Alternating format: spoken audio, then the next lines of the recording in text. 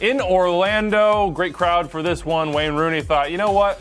I think I might just spoil it. Serve it up to the back post. Steve Birnbaum, the expecting father we now know, with the absolute dunk. But it was set pieces, Calen, that killed Orlando in this game. Yeah, and they tried to do a zonal marking system, which was never going to be a good idea against the likes of Steve Birnbaum, one of the best players in the air and the box in the league. And this is a scary moment right here. Yeah. This is one you just don't like to see. Joseph Mora here. It's accidental, but that knee coming through, he left the game immediately, reportedly went to the hospital. We hope based on these scenes that he is okay after this one. But that's okay. That's not bad. That's a good goal from Rooney. Did he mean it? I think he meant it. Oh, absolutely. He does this. He puts it on frame. He goes to that back post. He's tried scoring on corner kicks before with the straight Olympico, and this one was beautiful. Just hit it perfectly. This is beautiful right there, too. Look, Chris Mueller should be a starter for this team. He came on and he changed the game for Orlando City. You can see he provides the end product. Nice finish from Dom Dwyer there. Nearly got one himself.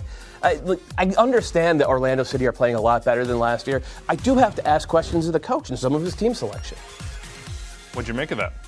Ask the questions. I mean, honestly, that's the big one, because this has repeatedly happened during this year. This team has played better when Chris Mueller is on the field. They've played better when their line is a little bit deeper as well, and that's what we saw in this one. I think they tried to possess a little too much. You talked about that in the pregame show. Like, this team needs to sit deep and bunker. They can't come out and play. I think that actually was the plan, and maybe why Mueller didn't go from the start. But then when the set pieces came, it changed the plan for them. Then they had to chase the game. They brought in Chris Mueller. The game opened up a little bit, and Orlando really gave DC everything they could handle. I thought they were the much better team in the second half, had some good looks at goal, were unlucky not to draw the game. But this was a little bit of a vintage DC performance. We've seen some of the champagne football at Audi Field, 5-0 last week against RSL. This was one where they said, hey, we can go on the road, play ugly, smash and grab in the box, and get out of here safe. You see there, no losses for DC United. They've now given up their first goal of the season in this 2-1 victory in Orlando. 10 points, even with Columbus at the top, but they have one less game played. Right there behind them, Toronto FC on 9 with 3 games played. I got to rewind a little bit. I got to take us back because we didn't really see what was the most controversial call of this match. It was the foul that set up the Wayne Rooney free kick. Here comes Dom Dwyer after recycled set piece. Doesn't look like he catches him. What do you make of this? Is it a foul or not? I think it's a foul. It's a bit reckless there from Dwyer. I think he goes in a little bit blind, and Rooney's not even looking at the time. So, yeah, there wasn't a ton of contact in the play, but I think it's reckless, warranted enough for a second. I mean, in the laws of the game, it's a group of 6. Does the player kick or attempt to kick an opponent? That's a check for Dom Dwyer. Does he trip or attempt to trip an opponent? That's a check for Dom Dwyer. Does he jump at the opponent? That's a check for Dom Dwyer. Does he strike or attempt to strike an opponent? That's a check. Like, you go down the line, it's a foul. And Rooney said it afterwards. I think Stephen Goff had it. The quote that if he doesn't jump out of the way, he's risking potential serious injury. It's a foul. I understand why Orlando City fans are upset, but you can't go in like that. No, you can't. And instant replay, I will have my complete take there, but I'm with you guys. I think that was a foul. I don't think it was a foul on Frederick Briand in the box, though, what James O'Connor did on Brian Rowe. That's Wayne Rooney's take on it. Of course, he's happy about that win for DC United. As I said, they still have not lost.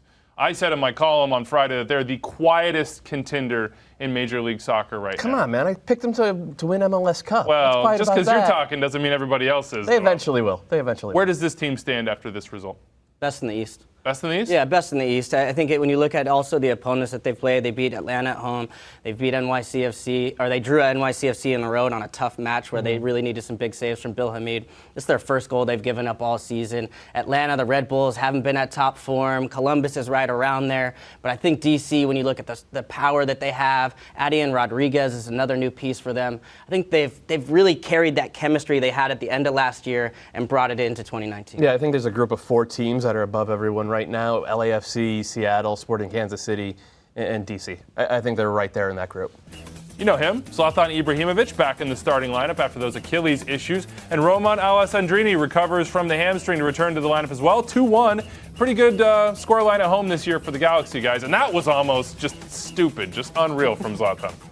I mean, Can you believe this? What? There's only one player in the league who even attempts that. He puts it off the frame. And this right here, a lovely little flick from Alessandrini, and a totally unnecessary foul from Claude Dielna. And yeah, there's some complaints about it, but I thought it was legit. And And then this right here before the halftime. This was 2009 Barcelona. My goodness.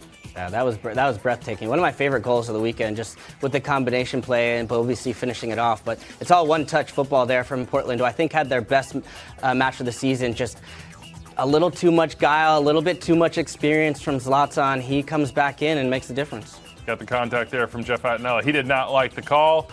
Just PK, I think. Then comes the Panenka. What Alejandro Pozuelo could do, Zlatan says, I can do better. 2 goals for him, 2 PKs drawn, a 2-1 win for LA in this one.